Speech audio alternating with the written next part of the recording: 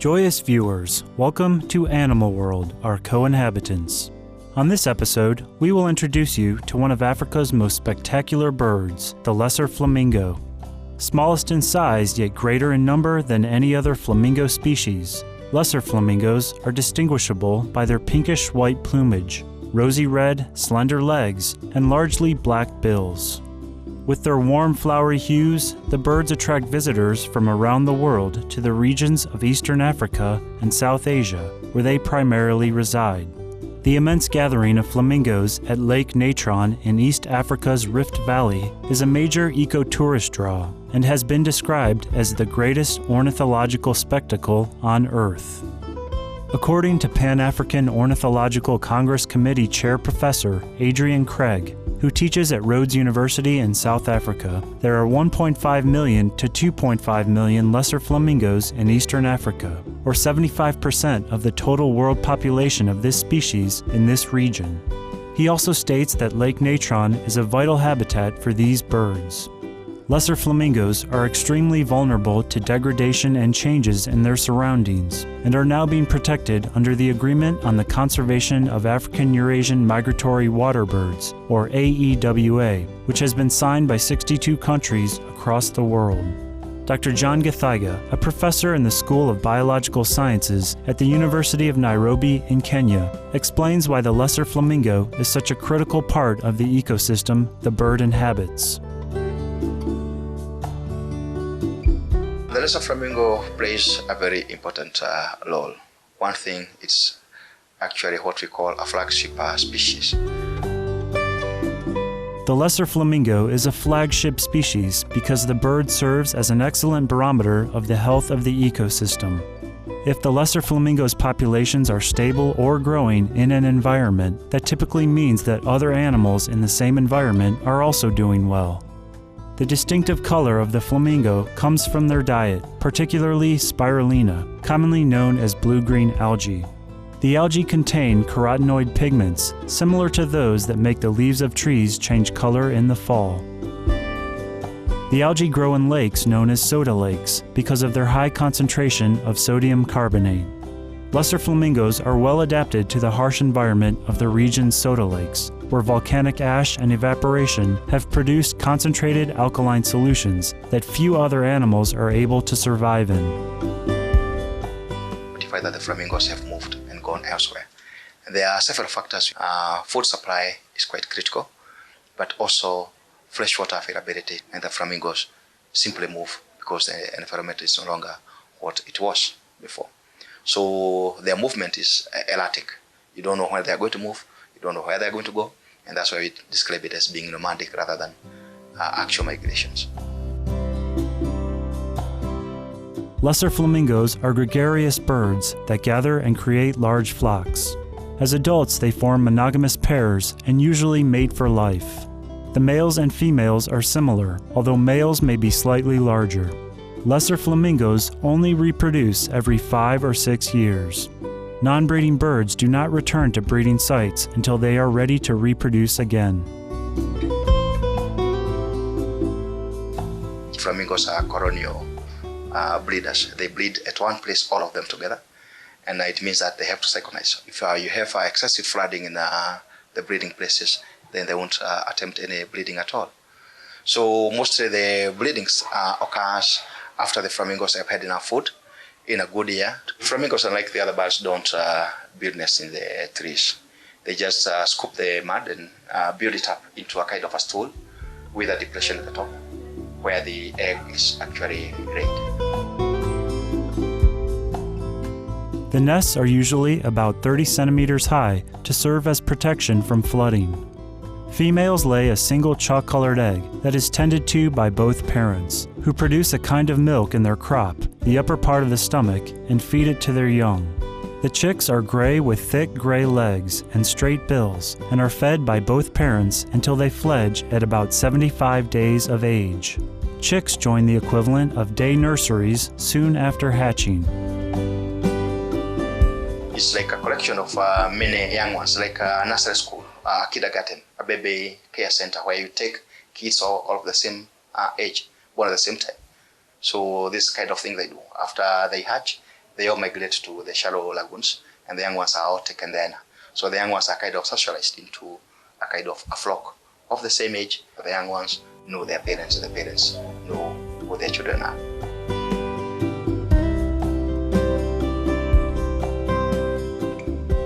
You are watching Animal World, our co-inhabitants. After these brief messages, we'll learn more about how the intelligent lesser flamingos communicate with one another. Please stay tuned to Supreme Master Television.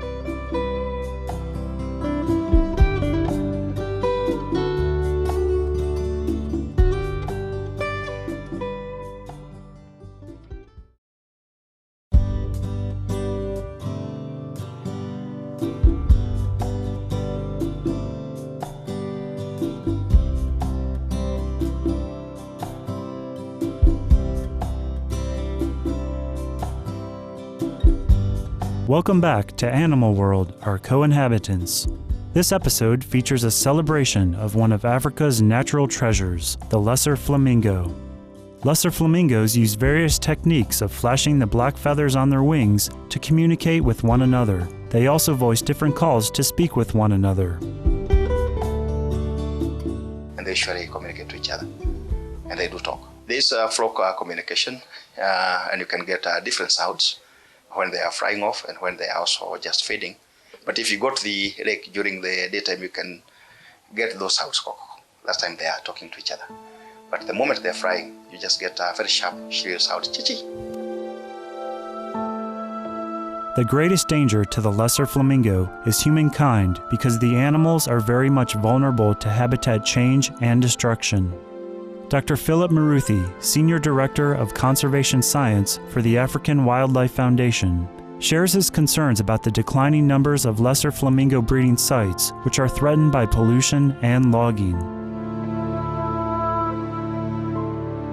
Because of the negative activities, primarily cutting of forest upstream in the Mau, the river Njoro and other rivers that drain into Lake Nakuru in the Rift Valley are drying, and very little water percolates, goes down to the lake. There's a lot of siltation in that lake, and therefore low levels of water mean that the lake carrying capacity, the capacity to hold, to support flamingos goes down. The flamingo population has been fluctuating over the years. Maybe they have gone to Lake Natron and other lakes. Maybe the population is going down. But what we know is that during some years, the population of flamingos in Lake Nakuru has gone so low, even to cause concern to Kenya Wildlife Service and other stakeholders.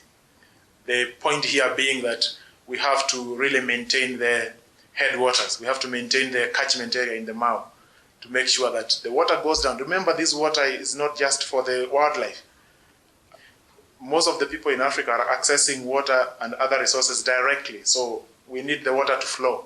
We need to, for the purpose of the humans, access, and also the access of the flamingos and other wildlife.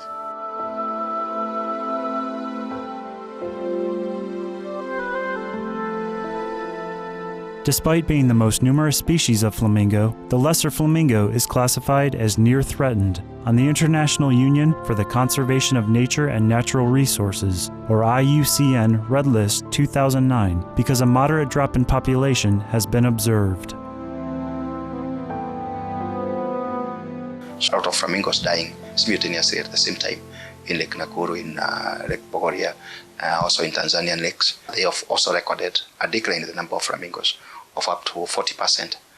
This decline linked to the changes in the catchment, to the destruction of the forests, the reduction in the river inflows, the siltation of the lakes, and probably also the pollution from agrochemicals, especially the fertilizers.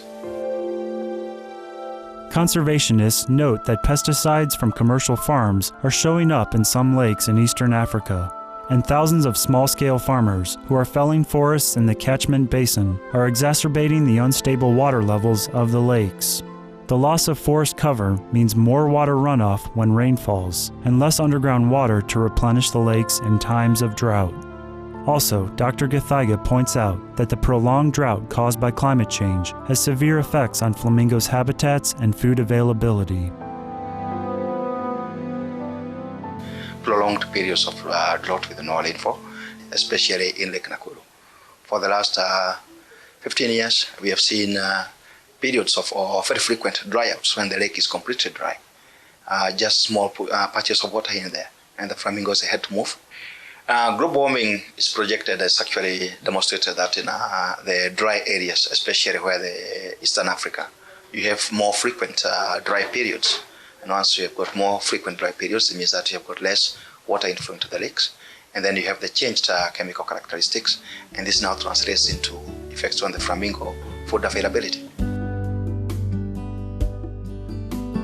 To ensure the long-term survival of lesser flamingos, conservationists from all over Africa and other parts of the world are working to protect these beautiful animals and urging local governments to act quickly in order to conserve their natural heritage by using their resources in ways that do not put biodiversity at risk.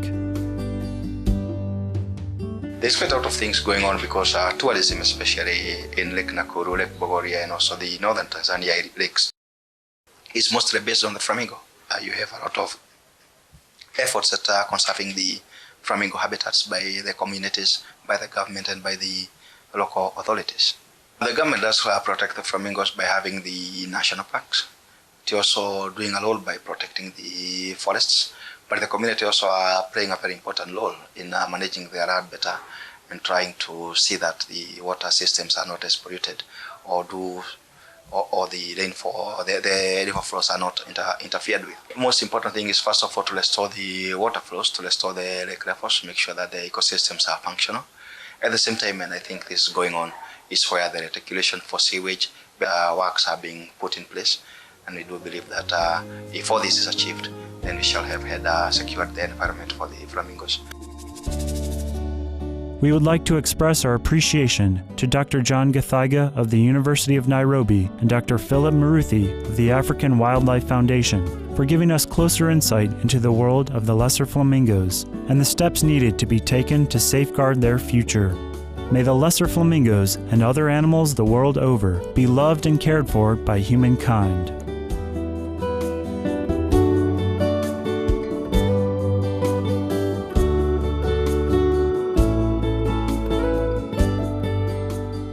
Thank you, lovely viewers, for watching today's episode of Animal World, Our Co-Inhabitants. Up next is enlightening entertainment following noteworthy news. May your life be filled with divine blessings from heaven.